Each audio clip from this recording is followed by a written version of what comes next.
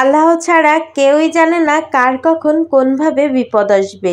কেন এই কথাটা বলছি সেটা জানতে হলে সম্পূর্ণ ভিডিওটা দেখবেন। আগে ঝটপট করে রান্নাবাড়াগুলো সেরে নিই, আর রান্না করতে করতেই সব কিছু বলছি। সো হ্যালো এভরিওয়ান, আসসালামু আলাইকুম। কেমন আছেন সবাই? এই তো সকালবেলা ঘুম থেকে উঠেই প্রথমে সব কাজগুলো সেরে তারপর আমি সোজা রান্নাঘরে চলে আসি। আর আজকে একদম রান্নাবাড়ার প্রথম থেকেই ভিডিও করছি, কারণ ঝটপট করে সব কাজ করে নেওয়ার চেষ্টা করছি। সকাল সকাল হসপিটালে যেতে হবে। প্রথমে একটু স্লিমিং টি বানিয়ে নিলাম, তো ওইটা খাবো আর বাকি কাজগুলো সেরে নেব। সকালে খাওয়ার জন্য ভর্তা ভাত রেডি করেছি। তো প্রথমে এই তো ভর্তা করার জন্য একটু পেঁয়াজ মরিচ ঝোল একটু বেশি করে সরিষার তেল দিয়ে লবণটা আর সরিষার তেলটা যদি ঠিকমতো হয় না, ভর্তাটা খেতে বেশ মজা হয়। কিন্তু যেহেতু শ্বশুর শাশুড়ি ডায়াবেটিক্সের রোগী, সেহেতু তারা আলু ভর্তাটা তেমন একটা পছন্দ করে না। তো যাই হোক, এই তো তাদের ডিমটা ভাজি করেই ভাত দিয়ে দেব তাদের খেতে দেওয়া। এখন আমি নিজের জন্য একটু পান্তা ভাত রেডি করে নিচ্ছি। আর পান্তাটা যে আমার কী পছন্দ কি বলবো, আমার ভীষণ পছন্দ। এদিকে আপনাদের ভাইয়াও চলে এসেছে, তার জন্য এই তো ডিম ভাজিটা রেডি করে ফেলেছি। এখন দুপুরে রান্নার জন্য সব কিছু গোছগাছ করে নিয়েছি, একদম কোটা বাটা সব রেডি করে নিয়েছি। এখন শুধু জাস্ট চুলায় দিব আর নামাবো, কারণ মেয়েকে খাওয়াবো। এরপর মেয়েকে নিয়ে সোজা চলে যাব হসপিটালে। অনেক বড় একটা সমস্যায় পড়েছি। এদিকে রান্নাটা সেরে নিচ্ছি ঝটপট করে। সকালবেলা খাওয়ার পর একদমই বসার সময় পাইনি, ঝটপট করে রান্না করতে চলে এসেছি।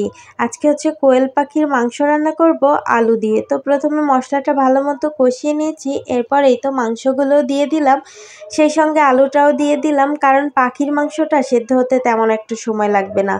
এরপর এই তো আলু দিয়ে সুন্দর মতো কষিয়ে নেব, একদম ভাজা ভাজা করে, যতক্ষণ না সুন্দর মতো একদম তেল উঠে যাচ্ছে। এরপর অল্প করে কষানোর পানিও দিয়ে দিয়েছি, এখন ঢাকা দিয়ে রাখবো। তারপর এই তো ঢাকা দিয়ে কিছু সময় ভালো মতো কষিয়ে নেব। আর এই তো তেলটা ছেড়ে দিয়েছে, এখন আরেকটু ভাজা ভাজা করে এর ভেতর বেশি করে একটু ঝোল দিয়ে দেব। আর আমার একটা সমস্যা আছে, ঝোল যে কোন তরকারিতে কতটুকু দেবো এইটাই বুঝতে পারি না। ঝোলটা বেশি হয়ে গেলে তো জাল দিতে দিতে গ্যাসের 12টা বেজে যায়। তো যাই হোক, এই তো তরকারিটা একদম রেডি হয়ে গেছে। এরপর মিষ্টি কুমড়ো শাক রান্না করব। আলহামদুলিল্লাহ, এটা কিন্তু আমার ছাদ বাগানের শাক। ছাদ বাগানে তেমন কোনো গাছ নেই, তারপরও আলহামদুলিল্লাহ আলহামদুলিল্লাহ অনেক ধরনের সবজি তুলতে পারি। প্রথম তো একদিন ডাঁটা খেলাম, তারপর পুঁই শাক রান্না করলাম, আর আজকে এই তো মিষ্টি কুমড়ো শাক রান্না করছি। তো আল্লাহর কাছে হাজার শুকর। এই তো কথা বলতে বলতে তরকারিটা বসিয়ে দিয়েছি। তো মশলাটা ভালো মতো তেলের ভেতর ভেজে এরপর মাছটা দিয়ে কষিয়ে নিলাম। এখন একটু চাল ডাল ভিজিয়ে রেখেছিলাম, সেটাকেই ব্লেন্ড করে ফেলবো। এদিকে মাছটা ভালো মতো কষানো শেষ, এখন তুলে ফেলবো। মাছটা তুলে নেওয়া হয়ে গেছে, মশলাটা আরেকটু ভাজা ভাজা করে কষিয়ে নিয়ে তারপর ঝোল দিয়ে দেব।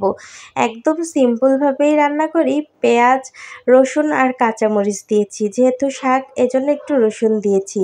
এরপর এই তো শাকগুলোকে দিয়ে একদম নাড়াচাড়া করব না, ঢাকা দিয়ে রাখবো। এদিকে এই তো আমার পেস্টটা রেডি হয়ে গেছে। এর ভেতর দিয়েছিলাম কাঁচামরিচ, শুকনা মরিচ, আদা রসুন আর জিরা, আর কিছু চাল ডাল ভিজিয়ে রেখেছি। এই যে ফুলগুলো দিয়ে একটু বড়া তৈরি করব। এই বড়াটা আপনাদের ভাইয়ের অনেক পছন্দ, কিন্তু খেলে মারাত্মক রকমের গ্যাস হয়। তো যাই হোক, এই তো শাকটা কিন্তু সেদ্ধ হয়ে গেছে। একটু উল্টাপাল্টা করে নাড়াচাড়া করে তারপর একটু সরিষার তেল দিয়ে এরপর মাছগুলো দিয়ে ঢাকা দিয়ে রেখেছি। তারপর ঝটপট করে রেডি হয়ে গিয়েছি হসপিটালে যাওয়ার উদ্দেশ্যে।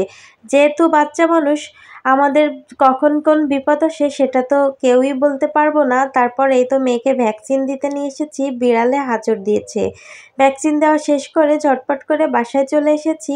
এরপর এসে এই তো কুমড়ো ফুলের বড়াটা রেডি করে নিচ্ছি। আর এখনই গরম ভাতের সঙ্গে গরম গরম খেতে কিন্তু খুবই মজা লাগে। এই জন্য এটা আর আগে থেকে ভেজে রাখিনি, তাহলে নরম হয়ে যাবে। আজকের ভিডিওটা এখানেই রাখছি, সবাই ভালো থাকবেন। আল্লাহ হাফেজ।